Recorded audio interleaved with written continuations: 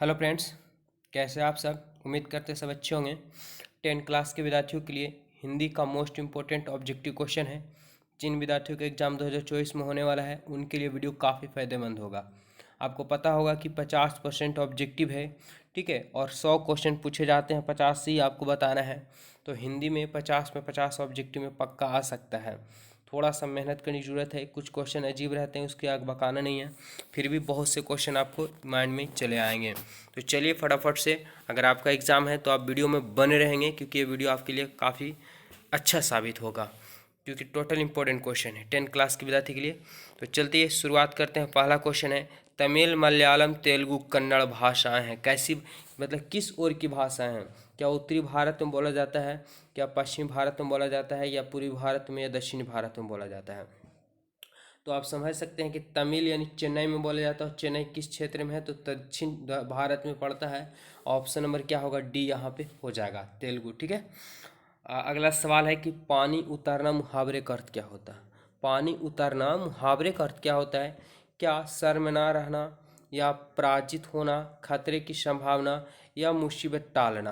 तो यहाँ पे पानी उतरना यानी सर में ना रहना हो जाएगा। ऑप्शन जो है ए बिल्कुल सही हो जाएगा। जितने विद्यार्थी ऑप्शन ए होगा सबका सब सही होगा। आप लोग कमेंट बॉक्स में फटाफट से कमेंट करते जाएंगे, ठीक है, कमेंट करते जाएंगे। जो आंसर सही होगा बहुत अच्छा। अगला सवाल है कि नागरी लिपि शीर्षक निबंध के रचना करें। नागरी लिपि किनके द्वारा लिखा गया सो पूछा गया, बहुत ही खास क्वेश्चन। तो नागरी लिपि जो लिखा गया है वो गुणाकर मूल्य जी के द्वारा लिखा गया। ऑप्शन ए बिल्कुल इसका सही जवाब होगा। चलिए अगला सवाल है कि हिंदी भाषा में वचन कितने प्रकार के होते हैं। तो हिंदी भाषा में वचन 3, 2, 4 या 5। तो स्टार्टिंग का ही हो जाएगा। राइट आंसर की बात करें तो हिंदी में जो वचन होते हैं वो 2 प्रकार के होते हैं। ऑप्शन नंबर जो है आपके पास बी बिल्कुल सही हो जाएगा। चलिए ऑप्शन क्वेश्चन नंबर 5 चलते हैं। नवग्रह शब्द किस समास का उदाहरण है, ठीक है। क्या दिग्गु है, अव्ययी है, या कर्मधारय है, या तत्पुरुष समास है। तो यहाँ पे दिग नवग्रह संख्या रहा, नव नव मतलब 9 होता है, तो जिसका पूर्व पद संख्यावाचक हो उसे दिग्गु समास कहते हैं। बिल्कुल पढ़े होंगे आप लोग। ऑप्शन नंबर ए यहाँ पे बिल्कुल करेक्ट हो जाएगा। और अगला सवाल है कि रोन नदी के किनारे बसे शहर का नाम क्या है। रोन नदी के किनारे बसा शहर कौन सा, उसका नाम क्या है, सो पूछा गया है। ये हो जाएगा लंदन है, लाहौर है, या अवेन्यू है, या लखनऊ है। तो ये राइट आंसर की बात करें तो अवेन्यू है, जो रोन नदी के किनारे स्थित है। अगला सवाल है कि अगे है ना, हिरण्यन वात्स्यायन अगे इनका पूरा नाम है। तो अगे का जन्म जो हुआ कब हुआ था, ठीक है। बहुत ही खास क्वेश्चन क्योंकि ये एग्जाम में पूछा गया है। 1911 में हुआ था, 7 मार्च 1911 ईस्वी में हुआ था ये जी का जन्म। ऑप्शन नंबर ए यहाँ पे बिल्कुल करेक्ट आंसर हो जाएगा। अगला सवाल है कि अभिव्यक्ति शब्द में निहित उपसर्ग है। अभिव्यक्ति शब्द में निहित यानी छुपा हुआ उपसर्ग है। तो आप पढ़ चुके हैं कि उपसर्ग उपसर्गांश को कहते हैं जो शब्द के पहले लगता है, और प्रत्यय जो शब्द के पीछे। तो अभिव्यक्ति में तो क्या अभि और व्यक्ति, अभि अलग हो जाएगा, व्यक्ति अलग हो जाएगा। तो अभि जो है सो उपसर्ग बन जाएगा। ऑप्शन क्या होगा, तो ऑप्शन बी यहाँ पे करेक्ट आंसर हो जाएगा। चलिए अगले सवाल को चलते हैं। काशी किसकी पाठशाला है। संस्कृति की, या नृत्य की, नृत्य की, या वादन की। राइट आंसर क्या होगा 9 नंबर सवाल का। तो काशी प्रसिद्ध है संस्कृति के लिए, ठीक है, संस्कृत के लिए प्रसिद्ध है। चलिए अगले सवाल की ओर बढ़ जाते हैं। राइट आंसर क्या होगा देखते हैं। मीनाक्षी मंदिर कहाँ स्थित है। आपसे पूछा गया कि मीनाक्षी मंदिर जो है वो कहाँ है, यानी कहाँ स्थित है। क्या केरल में है, तमिलनाडु में है, कर्नाटक में, या हैदराबाद में है। बहुत अच्छा क्वेश्चन है। ये जो मीनाक्षी मंदिर है वो तमिलनाडु में पड़ता है। बहुत ही बड़ा विशाल मंदिर है। राइट आंसर की बात करें तो बी यहाँ पे सही हो जाएगा। चलिए अगले सवाल की ओर बढ़ते हैं कि लौट कर आऊँगा फिर पाठ की विधा है। यानी लौट कर आऊँगा जो फिर है वो किस पाठ में वर्णित है, कैसा है। क्या कविता है, या कहानी है, या निबंध है, या साक्षात्कार है। ये आपको आंसर बताना है। राइट आंसर की बात करें कि लौट कर आऊँगा ये जो है कविता है। 10 क्लास के विद्यार्थी के लिए सबको पता होगा ये जो है इससे क्या है, कविता है। अगले सवाल की ओर बढ़ जाते हैं कि विशेषण के भेद होते हैं। विशेषण के कितने भेद होते हैं, 1, 2, 3 या 4 होते हैं। तो विशेषण को मुख्य रूप से जो होते हैं 4 भेद होते हैं, ठीक है, 4 भेद होते हैं। राइट आंसर की बात करें तो डी हो जाएगा। अगला सवाल है कि कुंवर नारायण रचित पाठ है, यानी कुंवर नारायण के द्वारा कौन सा पाठ लिखा गया है? अक्षर ज्ञान, एक वृक्ष की हत्या, मछली या बहादुर? क्या होगा राइट आंसर? तो यहाँ पर देखिए मछली भी नहीं होगा, बहादुर भी नहीं होगा, ठीक है। क्या होगा राइट आंसर? अब आपको बताना है कि ए और बी में से कौन सा आंसर हो जाएगा। तो राइट आंसर की बात करें, कुंवर नारायण के द्वारा जो लिखा गया है, रचित किया गया है, वो है एक वृक्ष की हत्या। राइट आंसर बी हो जाएगा। और अगला सवाल बढ़ जाते हैं। या लकुटी अरु कमरिया पर राज तिहुपुरी की तजी डौरो। थोड़ा सा अजीब है भाषा पढ़ने में लग रहा, कि या लटकू अरु कमरिया पर राज तिहुपुरी पुर की तजी डौरो का पंक्ति का रचनागर है। कौन है ये बताना आपको। तो इसकी राइट आंसर की बात करें तो राइट आंसर जो होगा वो हो जाएगा रस खान। रस खान के द्वारा ये पंक्ति कहा गया है। चलिए अगले सवाल की ओर बढ़ जाते हैं। कुछ क्वेश्चन अजीब होते हैं, बकाना नहीं है। आपके पास 100 क्वेश्चन है, 85 बनाने हैं, ठीक है। इसमें इस बात को भी लेकर खुश नहीं होना है, मेहनत कर देना है। 50 में 50 ऑब्जेक्टिव पक्का आएगा विद्यार्थी। बुद्धि है ना, बुद्धिज्म एवं कम्युनिज्म के लेखक हैं। कौन है? रविंद्रनाथ टैगोर है, या राम इकबाल सिंह राकेश है, या बाबा साहब भीमराव अम्बेडकर है, या दिनकर है? किसके द्वारा है ये? तो ये जो है बुद्धिज्म में, ठीक है, और कम्युनिस्ट के लेखक जो है वो बाबा साहेब भीमराव अम्बेडकर हैं। राइट आंसर की बात करें तो ऑप्शन नंबर जो है सी हो जाएगा। और चलिए अगले सवाल की ओर बढ़ जाते हैं विद्यार्थी। एक एक सवाल इंपॉर्टेंट है, इसलिए सभी सवालों का आंसर देने का प्रयास करेंगे, याद करते चलेंगे जिनको याद नहीं है।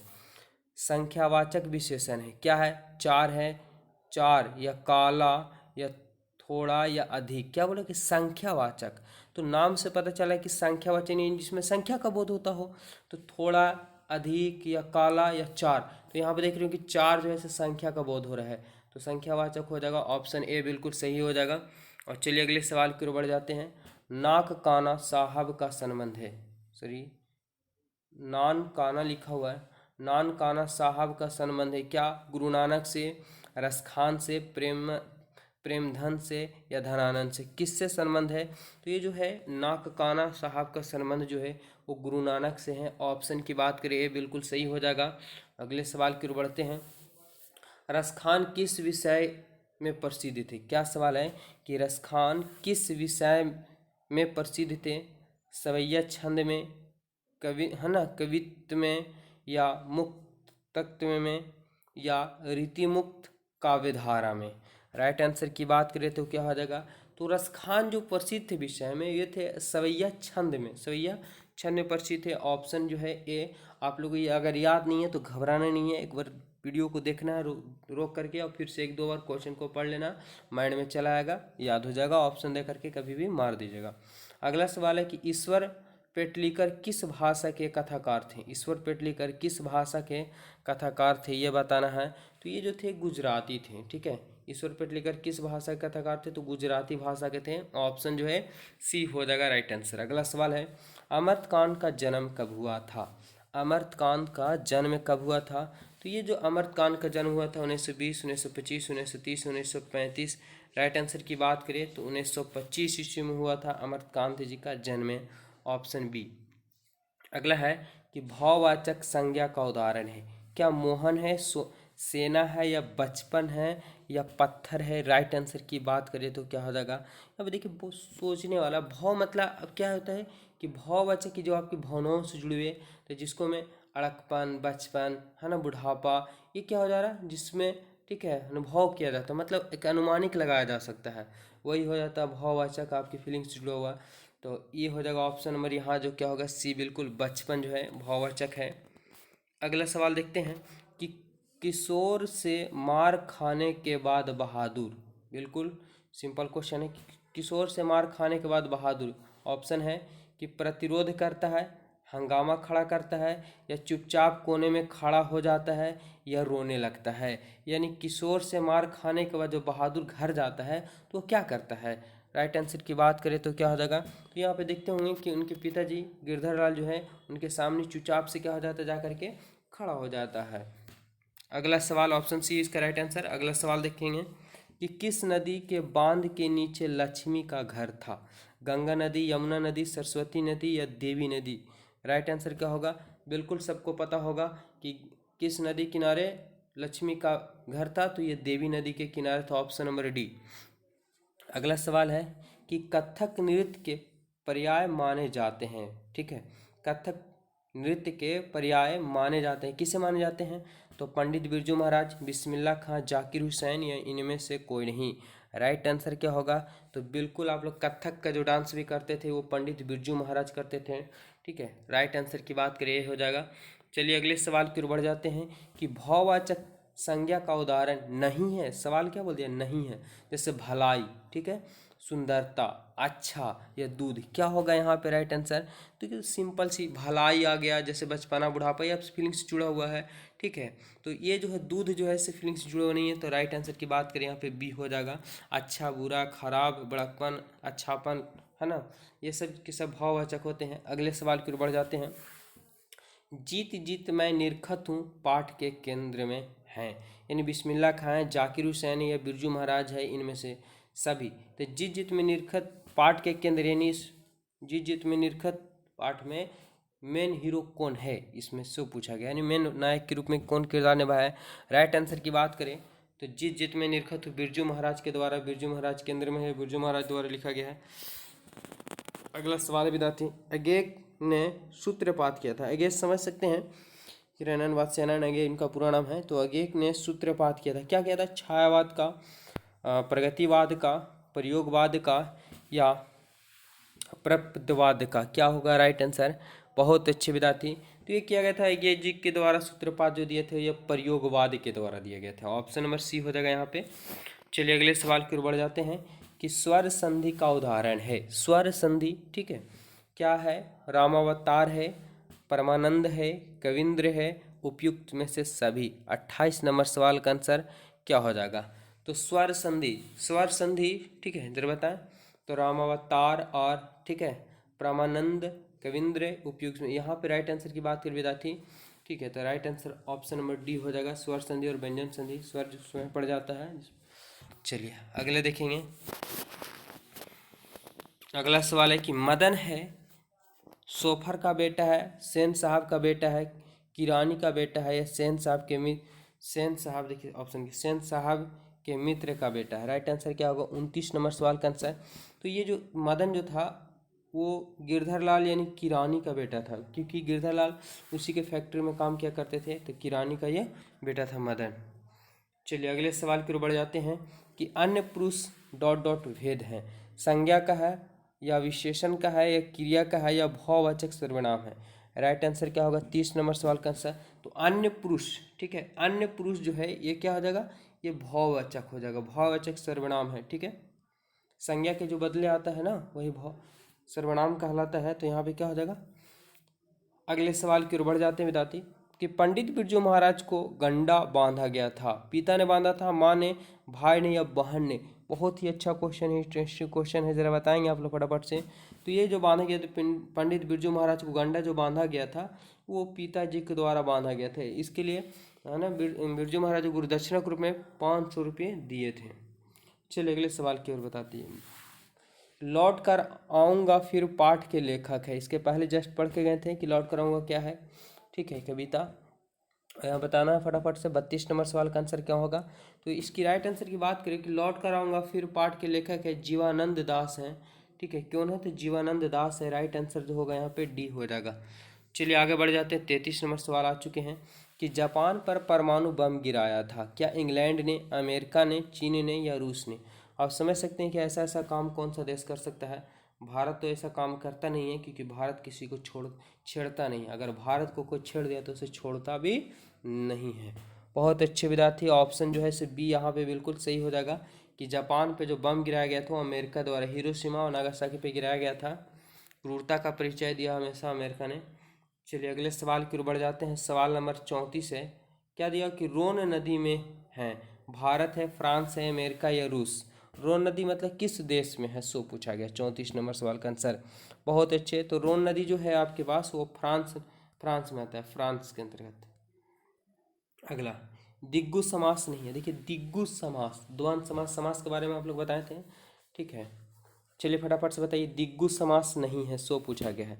त्रिलोक, भाई बहन, शताब्दी या नवरत्न, क्या होगा राइट आंसर? 35 नंबर सवाल का आंसर। तो यहाँ पे त्रिलोक, त्रि मतलब संख्या 3 आ रहा तो दिग्गु हो जाएगा, लेकिन का बोले कि नहीं है। ठीक है, शताब्दी मतलब 100 आ जाता है, ये भी नहीं होगा। नवरत्न मतलब 9 आ जाता है, ये भी नहीं होगा। तो क्या होगा, भाई बहन, क्योंकि भाई बहन जो है दोनों भाई बहन दोनों का महत्व होता है, जिसमें दोनों पद की प्रधानता होती है वह द्वंद्व समास होता है। लेकिन यहाँ दिया कि दिग्गु समास नहीं है, तो कन्फर्म है कि नहीं होगा, क्योंकि वह तो भाई बहन जो है द्वंद्व समास है। चलिए अगला 36 नंबर सवाल है कि लेखक अपने पिता से मछली क्यों मांगता चाहता था, यानी मांगना चाहता था। खाने के लिए, खेलने के लिए, कुएं में डाल पालने के लिए, या फेंकने के लिए। समझ सकते हैं कि फेंकने के लिए तो करेगा नहीं। ठीक है, जरा बताइए फटाफट से 36 नंबर सवाल का आंसर। तो इसका राइट आंसर की बात करें ना, तो लेखक ने जो है अपने पिता से मछली से मांगना चाह रहे थे कि वो कुएं में डाल दें, और कुएं में डालने के बाद वो बड़ा हो जाता तो जब मन करता वो बाल्टी से निकाल करके खेलना चाहते थे। अगला सवाल है कि कविता नहीं है, इनमें से कौन सा जो पंक्ति है कविता नहीं। अक्षर ज्ञान, स्वदेशी, ये चैप्टर का नाम है, हमारी नींद, या शिक्षा और संस्कृति, यानी कविता नहीं है से पूछा गया, इनमें से कौन सा होगा। 37 नंबर सवाल का आंसर बहुत अच्छा, शिक्षा और संस्कृति जो है वो कविता नहीं है। ठीक है, राइट आंसर हो जाएगा, गांधी जी के द्वारा लिखा गया है, ऑप्शन डी यहाँ पे सही हो जाएगा। अगला है मोहरा नदी शहर से दूरी पर थी, यानी मोहरा नदी शहर से कितनी दूरी पर थी, 1 मील, 2 मील, 3 मील, या 4 मील। 38 नंबर सवाल का आंसर बहुत अच्छा, तो मोहरा नदी जो है शहर से 3 मील की दूरी पर थी, 1 मील में 3 किलोमीटर होते हैं। चलिए अगला सवाल देख लीजिए फटाफट से कि राजदूत में है कौन सा समास है, सो पूछा गया। तत्पुरुष समास, अव्ययी भाव समास, कर्मधारय समास, या द्वंद्व समास। 39 नंबर सवाल का आंसर देखिए, राजदूत दूत है, लेकिन किसका है, राजा का है। ठीक है, राजदूत है तो दूत है ना, किसका, राजा का। तो जिसमें उत्तर पद की प्रधानता होती है तत्पुरुष समास कहलाता है। जिसका प्रथम पद अव्यय भाव से अव्ययी भाव समास कहलाता है। जिसमें कर्म का पहचान हो, है ना, जिसमें विशेषता पता चलता हो, कर्मधारय होता है। द्वंद्व जिसमें दोनों पद की प्रधानता हो। चलिए विद्यार्थी अगले सवाल की ओर बढ़ते हैं कि अभिन्यो नदी के किनारे स्थित है। अभिन्यो नदी किस नदी के किनारे स्थित है, 40 नंबर सवाल का आंसर। बहुत अच्छे, फटाफट से आंसर आना चाहिए। राइट आंसर बात करें तो ये रोन नदी के किनारे स्थित है। रोन कहाँ पड़ा, फ्रांस में।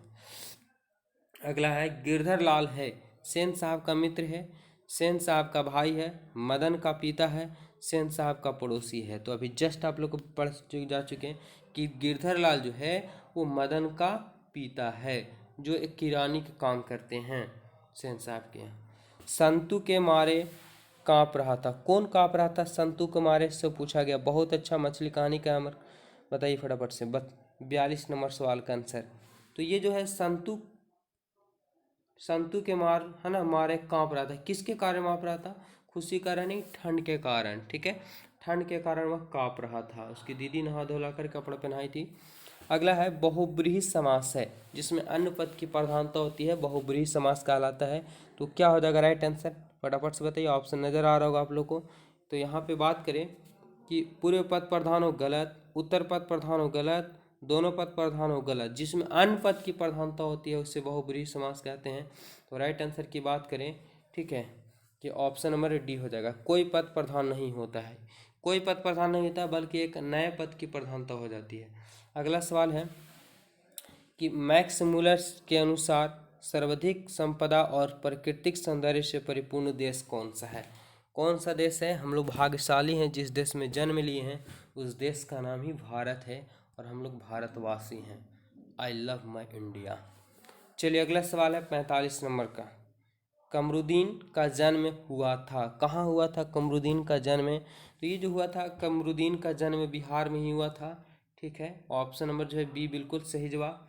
चलिए अगला सवाल, व्यंजन संधि का उदाहरण नहीं है, व्यंजन संधि का उदाहरण नहीं है, क्या नहीं है, तो ऑप्शन जो हो जाएगा पूर्ण जनन जो है वो व्यंजन संधि का उदाहरण नहीं है। चलिए अगला सवाल है कि बिस्मिल्लाह खां के परदादा उस्ताद, है ना, उस्ताद सलार हुसैन खां के निवासी थे, कहाँ के निवासी थे, जरा बताइए। ऑप्शन आप लोग सब नज़र आ रहा है। तो ये जो थे डुमराव के, बिस्मिल्लाह खां के जो परदादा उस्ताद सलार हुसैन खां के निवासी थे वो डुमराव के निवासी थे, ऑप्शन ए हो जाएगा।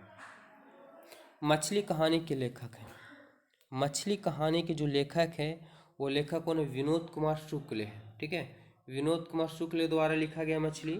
अगला, धर्मात्मा का संधि विच्छेद होगा। तो धर्मात्मा का आप लोग का ऑप्शन नज़र आ रहा है, हम ऑप्शन नहीं बोलेंगे, जल्दी जल्दी क्वेश्चन क्लियर कर देते हैं, ठीक है, क्योंकि बहुत सारे सवाल हैं। तो धर्मात्मा का संधि विच्छेद क्या होगा?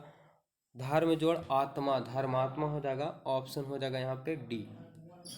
अगला है, जन्म से ही पगली थी। कौन पगली थी जन्म से ही? ये तो देख करके बनाने वाला सवाल है, ठीक है। तो मंगू जी थी, मंगू, ये क्या थी? वो जन्म से ही क्या थी? पागल थी। अगला, निबंध है क्या? इसमें निबंध कौन है? परंपरा का मूल्यांकन है, मछली है, बहादुर है या भारत माता है? 51 नंबर सवाल का आंसर। तो परंपरागत का जो मूल्यांकन है वो एक प्रकार के निबंध है, ऑप्शन ए हो जाएगा राइट आंसर। चलिए, संगीत शास्त्रांगत है ना, सुशिर वाद्यों में है, शहनाई, तबला या बांसुरी ढोल? क्या बोला? संगीत शास्त्र के अंतर्गत सुशिर वाद्यों में है, क्या है? 52 का आंसर हो जाएगा, शहनाई हो जाएगा, ठीक है। चलिए आगे बढ़ते हैं फटाफट से। कि शुद्ध शब्द है, कौन है? रेशन है, आकांक्षा है, कर्तव्य है, उत्कर्ष है। और बड़ा कन्फ्यूजन कर देता है ऐसे सवाल दे करके। चलिए घबराने की जरूरत नहीं है, दिमाग लगाएं और बता दीजिए। तो शुद्ध शब्द जो है और है ना, रोशन है, रोशन जो है शुद्ध शब्द यहाँ पे आ जा रहा है, ये आपको दिमाग लगा करके बनाना होगा। अगला देखते हैं, मैक्स मुलर का है ना, मैक्स मुलर किस देश का विद्वान था? विद्वान किस देश का था मैक्स मुलर? 54 नंबर सवाल का आंसर बताना है। बहुत अच्छे, जो मैक्स मुलर था वो क्या जर्मनी का विद्वान था, ऑप्शन डी हो जाएगा राइट आंसर। चलिए, राजस्थानी भाषा के सफल कहानीकार हैं। तो राजस्थानी भाषा के सफल कहानीकार जो हैं वो कौन हैं? तो ये सावर दैया का नाम सुने होंगे, वही राजस्थानी भाषा के सफल कहानीकार हैं, ऑप्शन ए। अगला है, बुढ़ापा में कौन सा प्रत्यय है? तो जस्ट पढ़ के गए तो बुढ़ापा में प्रत्यय, जो प्रत्यय शब्द के पीछे लगा जाता है, ठीक है, वही होता है प्रत्यय। तो क्या होगा राइट आंसर यहाँ पे? तो बुढ़ापा, आपा लास्ट में आ रहा है, क्या? आपा, ठीक है, ऑप्शन नंबर बी हो जाएगा। सीता के कितने बेटे थे? सीता के कितने बेटे थे? सीता के 3 बेटे थे, ठीक है, फिर भी सीता का ख्याल नहीं रख पाए थे।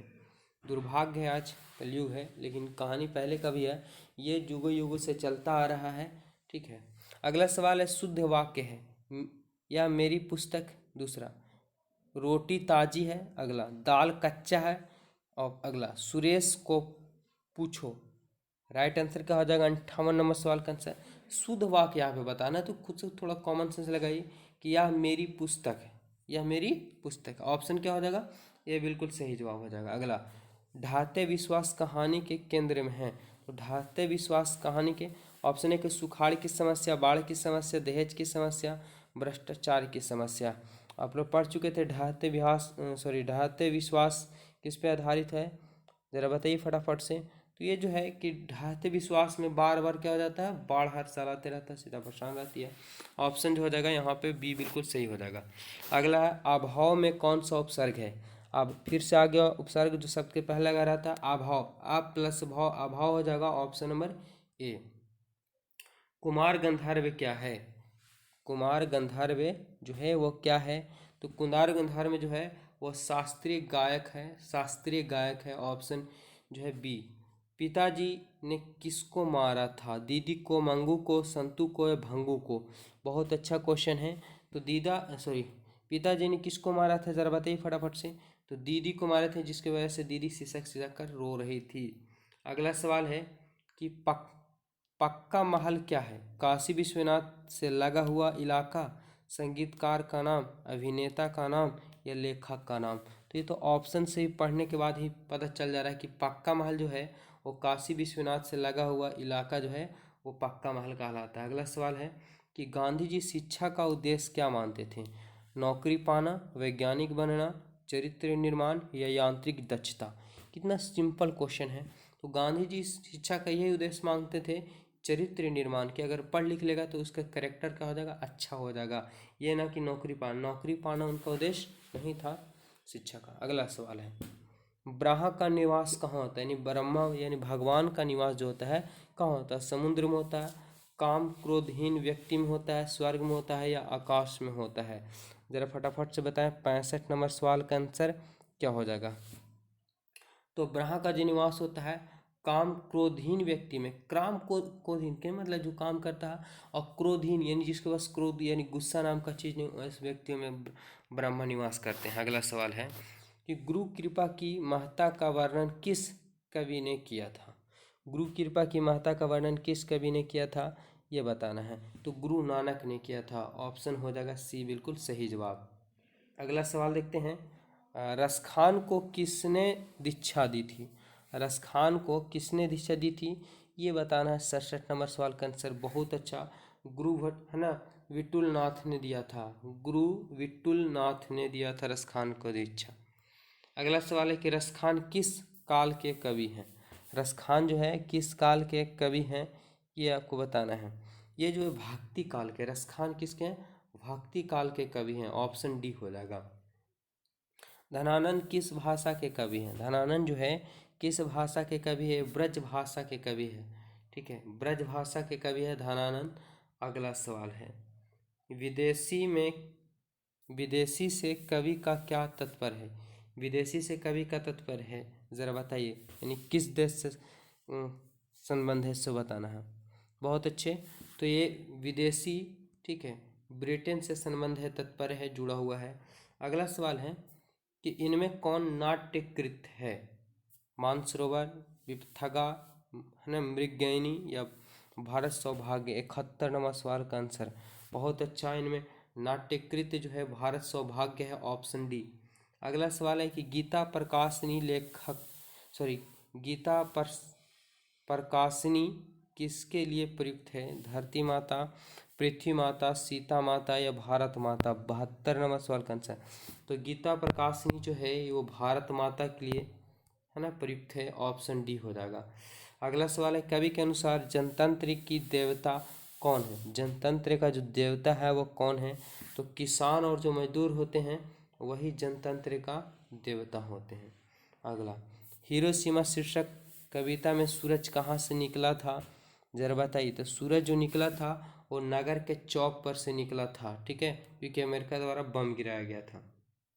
अगला है एक वृक्ष की हत्या किस काव्य संग्रह से संकलित है, ये बताना है। बहुत अच्छे, तो इन्हीं दिनों, क्या है, इन्हीं दिनों से संकलित है, ऑप्शन नंबर ए हो जाएगा। अगला है कि हमारी नींद में नींद किसका प्रतीक है। हमारी नींद में नींद जो है वो किसका प्रतीक है, तो गलत, हाँ, गफलत का प्रतीक है। किसका, गफलत का प्रतीक है, ऑप्शन ए। चलिए अगला सवाल है या को किस वर्ण के अंतर्गत रखा जाता है। या को किस वर्ण के अंतर्गत रखा जाता है, तो या को जो रखा गया है वो व्यंजन, या पढ़ने में लास्ट में स्वर के साथ व्यंजन भी आ रहा है, या और लास्ट में क्या आ रहा है, पढ़ने से आ भी आ रहा है, तो ये व्यंजन बन जाता है, व्यंजन में रखा गया है। अगला है कि निम्नलिखित में अशोध वर्ण कौन सा है। बहुत से क्वेश्चन ऐसे दिए हुए हैं कन्फ्यूजन करने वाला है, तो ऐसे को आप लोग यही करना होगा कि 2-3 को वीडियो रेगुलर देख लेना है लाइव, ठीक है, ऑब्जेक्टिव का, और इसी से आपको लगभग कंप्लीट हो जाएगा ऑब्जेक्टिव हिंदी का। निम्नलिखित में अशोध वर्ण कौन सा है। अशोध यानी शुद्ध वर्ग जो है सो पूछा गया। बहुत अच्छे, चा, क्या हो जाएगा राइट आंसर, चा हो जाएगा। अगला है सदानंद का संधि विच्छेद। सदानंद का सत्य जोड़ आनंद, सत्य जोड़ आनंद, सदा जोड़ आनंद या सदान जोड़ अंध, क्या हो जाएगा। सिंपल सा क्वेश्चन है। राइट आंसर की बात करें सदानंद यानी सत्य जोड़ आनंद हो जाएगा सदानंद, ऑप्शन ए। सच्चिदानंद का सही संधि विच्छेद बताइए फटाफट। सत्य जोड़ आनंद, सत प्लस चित प्लस आनंद, सच्ची प्लस आनंद या सत प्लस चित्ता प्लस आनंद, क्या हो जाएगा। 80 नंबर सवाल का आंसर। तो यहाँ पे देख रहे हैं सच्चिदानंद, सच्चिदानंद यानी सच प्लस चित प्लस आनंद, सच्चिदानंद हो जाएगा। गांधी जी को हम राष्ट्रपिता कहते हैं, लेखक इस शब्द का संज्ञा बताएं। कैसा है, जातिवाद है, व्यक्ति वाचक संज्ञा है, समूहवाचक है या द्रववाचक संज्ञा है। 81 नंबर सवाल का आंसर। तो गांधी जी को हम राष्ट्रपिता कहते हैं, यानी गांधी जी क्या है, व्यक्तिवाचक संज्ञा है, ठीक है, जो विश्व में एक ही हुआ, एक ही प्रजाति का बोध होता है। महाकाव्य शब्द है, कैसा, क्रिया, जातिवाद संज्ञा, व्यक्तिवाचक संज्ञा, भाववाचक संज्ञा। 82 नंबर सवाल का आंसर। तो ये जो होगा महात्म यानी क्या है, भाव से, फीलिंग से जुड़ा हुआ है, राइट आंसर हो जाएगा डी, भाववाचक संज्ञा। मैं कल पटना जाऊंगा में कौन सा शब्द सर्वनाम है। सर्वनाम कौन सा है? 83 नंबर सवाल का आंसर। बहुत अच्छे। तो ये हो जाएगा मैं कल पटना जाऊंगा। मैं सर्वनाम जो है, तो मैं राइट आंसर क्या होगा? ऑप्शन नंबर डी हो जाएगा। बाहर कोई से बाहर कोई से रहा है, मैं कौन सा शब्द सर्वनाम है? 84 नंबर सवाल का आंसर क्या होगा?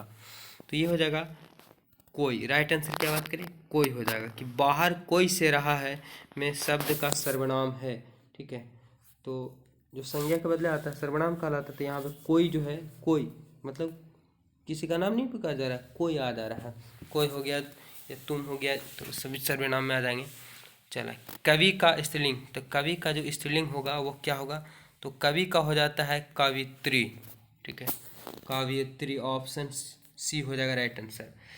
स्त्रीलिंग शब्द का चयन करें। मतलब इसमें स्त्रीलिंग शब्द कौन सा है से पूछा गया आपसे। बहुत अच्छे।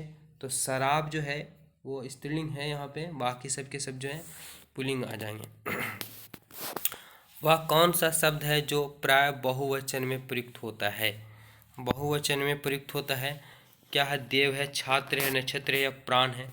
तो प्राण जो आते हैं सो बहुवचन के रूप में आ जाते हैं। ठीक है, अगला, आसमान पर चढ़ना मुहावरे का अर्थ क्या होगा? तो खुद से ऑप्शन नजर आ रहा होगा सभी को। आसमान पर चढ़ना मुहावरे का अर्थ होता है अधिक प्रशंसा, है ना, प्रशंसा करना। ऑप्शन नंबर जो है बी बिल्कुल सही जवाब हो जाएगा यहाँ पे। अगला सवाल है विद्यार्थी, फटाफट से देख लेते हैं, कुछ सवाल और बचे हुए हैं, इसलिए हम कोशिश कर रहे हैं कि जल्दी जल्दी क्लियर कर दें। वह वस्तु को नासवान हो अनेक शब्द के लिए एक शब्द क्या हो? वह, है ना, वह वस्तु को नासवान हो अनेक शब्द के लिए एक शब्द बताना है। क्या हो जाएगा राइट आंसर? बहुत अच्छे। इसका राइट आंसर हो जाएगा नास्वर, है ना, नस्वर। नस्वर, वह वस्तु को नस्वान हो के अनेक शब्द के लिए क्या बनेगा? तो नस्वर। देखिए अगला सवाल है कि निम्न विकल्पों में से समकर्ता क्रिया का चयन करें। लेटना, छूटना, पिघलना या तड़पना। राइट आंसर क्या होगा? 90 नंबर सवाल का आंसर ये हो जाएगा। क्या पूछा है कि विकल्पों में सम, है ना, सम सकमर्म क्रिया का, तो ये जो पिघलना होगा राइट आंसर। फिर है अगला सवाल कि निम्नलिखित शब्दों में कौन सा शब्द विशेषण है? विशेषण है से पूछा गया। 91 राइट आंसर हो जाएगा। क्या शीतलता हो गया, नम्रता हो गया, मिठास हो गया या सच्चा हो गया? तो यही होगा विशेष, है ना, विशेषण है कि सच्चा है। अगला, निम्नलिखित में कौन विशेषण है? से बहुत से विद्यार्थी ऐसे ऐसे क्वेश्चन में कन्फ्यूजन हो जाएंगे। ठीक है, क्योंकि ये आपको माइंड से रिलेटिव दे दिया है आपके लिए, तो कोशिश करना है कि 2-3 को सेट देख लेना है।